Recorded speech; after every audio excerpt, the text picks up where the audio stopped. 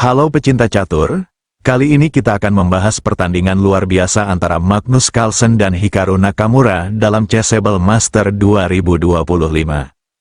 Pertandingan ini menunjukkan permainan strategis kelas dunia, dengan Carlsen bermain sebagai putih dan Nakamura sebagai hitam.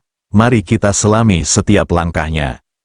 Di mana yang menarik di sini kawan, yang perlu kita pertimbangkan, Magnus Carlsen pertahankan bermain pion. Sedangkan di sisi yang lain Hikaru Nakamura unggul tenaga perwira. Namun sebelum kita lanjutkan lebih jauh silahkan pesan secangkir kopi Anda, dengan rokok sebatang. Permainan diawali E4, setelah E5, dari Hikaru Nakamura. Dalam 3 langkah ke depan kita lihat sekarang ini, pembukaan Ruy Lopez. Pembukaan yang sangat populer di kalangan Grandmaster, baik itu di kalangan milenial. Entah kenapa pada langkah ketiga Hikaru Nakamura memilih kuda E7, variasi Casio Defense. Tujuan ini akan mengantar kuda ini ke G6, sangat mudah untuk bisa diprediksi. Kita lihat aja setelah kuda C3, lalu dilanjutkan kuda G6, sampai pada titik ini, Magnus Carlsen melanjutkan nantinya pion ke D4, rencana gerakan seluruh kekuatan di bagian pusat. Namun, kita tahan sejenak. Ada yang menarik di sini, yang jarang diketahui bahkan tingkat level master sekalipun, sering menghindari hal ini, seperti yang sering saya sampaikan di video-video sebelumnya kawan. Jika posisi kuda berada di kotak G6, atau sebaliknya kotak G3, jika Anda bermain sebagai hitam sama saja, sangat mendukung situasi untuk bermain di sepanjang file H. Contohnya kita jalankan pion H4, gajah E7 menekan pion 3 kali, H4, memaksa kuda F.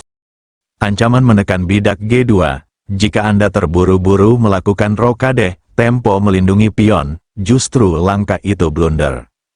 Kuda kali bidak seperti mengorbankan kuda. Sekarang ada 2 jawaban terpaksa dari hitam, sama saja akan terjadi kelak ke depan. Kita lihat kuda kali pion skat, raja F1, kuda kali kuda, bidak D4. Memaksa ambil kekurangan kita. Kuda kembali ke C6, H6, memaksa G6, raja kali kuda.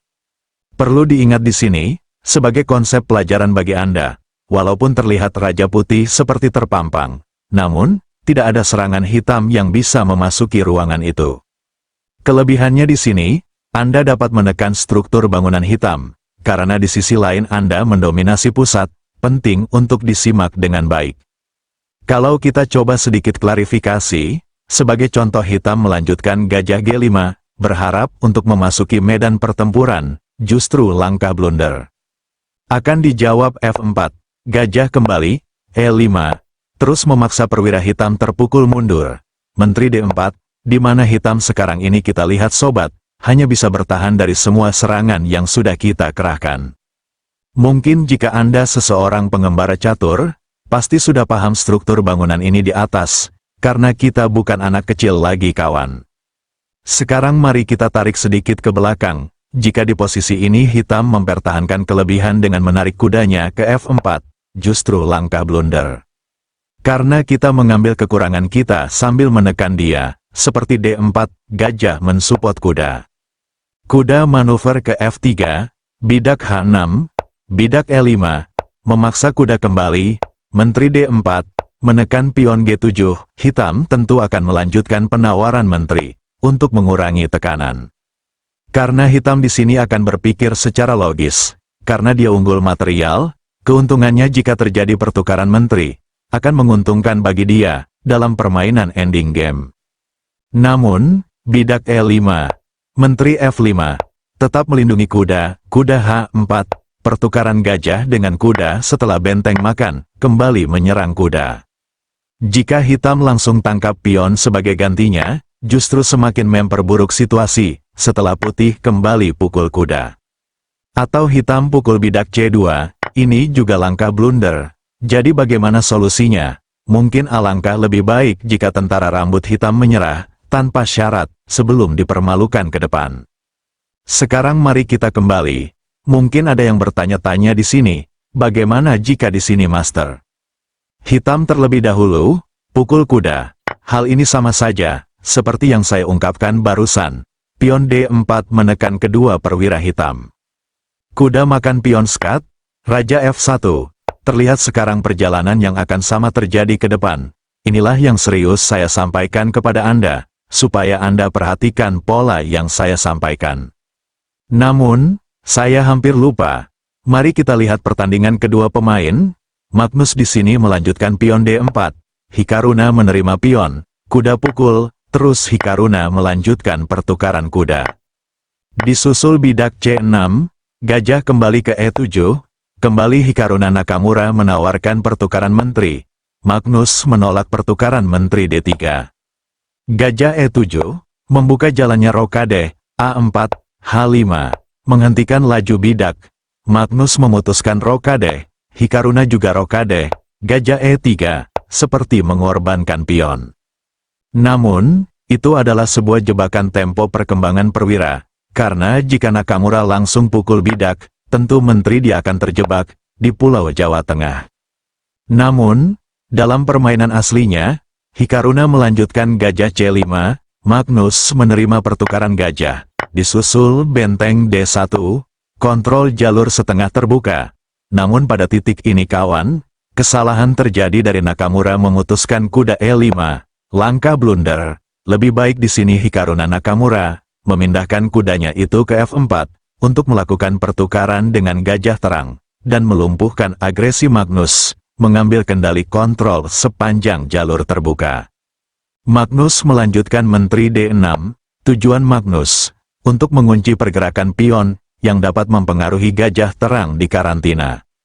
Setelah Nakamura menerima tawaran Magnus, kita lihat di sini sekarang sahabat, kalau hitam sulit untuk mendapatkan perkembangan perwira. Permainan berlanjut F6, dan F4.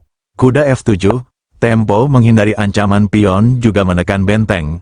Gajah C4, pining terhadap kuda. Raja H8, Magnus menarik bentengnya ke D4. B6, Nakamura berusaha untuk membuka jalannya permainan.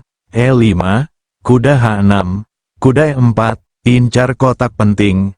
Kuda F5, menekan benteng juga kontrol petak, yang menjadi perebutan kedua belah pihak. Setelah benteng mundur, bidak D5, di sini Hikaruna Nakamura terus berusaha untuk membebaskan perwira dia dari tekanan Magnus.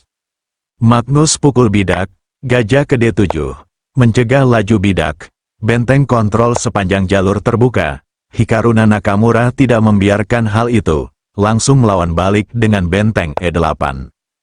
Raja naik, mulai gerakan seluruh tenaga perwira, bahkan presiden pun ikut terlibat dalam peperangan ini, sebagai contoh dalam permainan catur. Bukan hanya sekedar cinta tanah air, yang hanya omon-omon, potong uang pendidikan, demi menutupi biaya makan siang gratis. Hikaruna lanjutkan bidak G5, terus berusaha untuk membebaskan diri dari tekanan pemerintahan Magnus. Namun, tidak berselang lama, dalam pemerintahan Magnus Carlsen melakukan langkah blunder, memutuskan benteng B6. Walaupun langkah ini blunder, namun, tetap kendali masih berada di tangan pemerintahan Magnus Carlsen. Lebih baik di sini bidak G4, usir kuda. Setelah kuda kembali, H3, sehingga suasana masyarakat gelap, semakin sulit untuk mendapatkan pergerakan tubuh. Kalaupun kita jalankan sedikit hitam makan pion, setelah terjadi serangkaian langkah ke depan. Magnus memiliki pion tunggal, yang akan dipromosikan, gantikan anaknya Mulyono. Sedangkan di sisi lain, kuda gelap hitam sudah masuk dalam kategori DPO. Sekarang mari kita kembali pada partai kedua pemain. Setelah sampai di sini Hikaruna pukul bidak, begitu juga dengan Mulyono pukul bidak, kuda E3. Gajah manuver, kuda skat, Raja F3, F5, kuda C5, benteng pukul, kuda pukul, tempo menekan kastel, D8. Namun, Mulyono sudah mulai sedikit keliru memilih kastel B8, langkah blunder. Lebih baik benteng itu ke B7, untuk mensupport kuda. Permainan berlanjut benteng kembali ke E8, dan Magnus memutuskan pertukaran benteng. Gajah kali pion, kuda H6, Raja pukul bidak, kuda F7, Magnus melanjutkan kuda E5, dan Nakamura tangkap bidak. Sampai pada titik ini, justru permainan menjadi sepadan. Karena di sisi lain di sini sedikit banyaknya, Hikaruna unggul tenaga perwira, namun, Magnus unggul tenaga biji pion. Namun, kita lihat saja siapa yang bisa menyelesaikan partai ini dengan baik. Permainan berlanjut kuda pukul, benteng F8, kuda manuver ke D4, Raja G8, B6. Namun pada langkah 39 Hikaruna melakukan kesalahan besar, Raja ke F7. Sebetulnya di sini jawaban sederhana. Hikaruna melanjutkan pertukaran kuda dengan gajah, tidak begitu sulit. Mungkin di sini Hikaruna Nakamura terlalu ceroboh, memandang kalau dia lagi ditipu oleh Mulyono. Tentu Magnus menerima pion, benteng ke H8, rencana untuk tangkap bidak di H2. Namun, ada Raja E5. Disinilah dia saya temukan kegagalan dari Nakamura, setelah saya coba analisis, dalam beberapa kali, yang tidak dapat diperhitungkan oleh Hikaruna. Permainan berlanjut kuda menghindari ancaman, sebagai jalan satu-satunya. Karena apabila di sini, kita mengatakan benteng terlebih dahulu pukul gajah, setelah raja pukul kuda, barulah pukul bidak, emang benar, hitam tidak harus semakin kehilangan pion. Namun, kata yang lain berkata sesuatu, setelah kuda C6, di mana 3 pion di sayap menteri, akan maju tanpa ada penghalang. Semisalnya, benteng pukul bidak, C4, benteng support bidak, bidak C5, tentu sudah dipastikan kalau permainan akan dimenangkan oleh putih, pion itu, sulit untuk dibendung akan diproduksi, menjadi pejabat tinggi calon-calon korupsi. Sehingga saya simpulkan pada titik inilah, Hikaruna Nakamura matanya sudah terbuka, kalau nasi telah menjadi bubur nasi padang, dicampur sambal balado. Permainan gajah E4, bermain tempo, kastel E8, juga bermain tempo, Raja F4, kuda C5, gajah F3, benteng D8, Raja E3, benteng skat. Raja D2, benteng kembali, Raja C3, benteng lagi-lagi menekan posisi raja. Hikaruna mencoba mencari kecerobohan Magnus, karena waktu sudah mulai kritis. Kuda C6, Raja naik ke F6, Raja C4, kuda B7, Raja B5, benteng G8. Magnus menerima pion, fokus untuk bermain pion. Tujuannya agar 3 pion dia bisa meluncur, tanpa ada halangan dari Prabowo Subianto. Benteng skat, Raja B6, kuda pukul, G4, benteng E5, dan H4. Terlihat jelas sekarang benteng Hikaruna Nakamura tidak dapat bergerak. Kalau bergerak tentunya kuda dia akan jatuh, sehingga Hikaruna melanjutkan langkah cuma-cuma Raja G7, gajah G2, Raja kembali, gajah F1, Hikaruna mulai putus semangat kuda pukul bidak, kembali tangkap. Hikaruna melanjutkan benteng, sambil mengatakan menyerah. Karena apapun ceritanya kawan, di sini Magnus memiliki 4 pion, dan 1 gajah, sementara Hikaruna hanya memiliki sebatang kara benteng, yang tidak bisa berbuat apa-apa.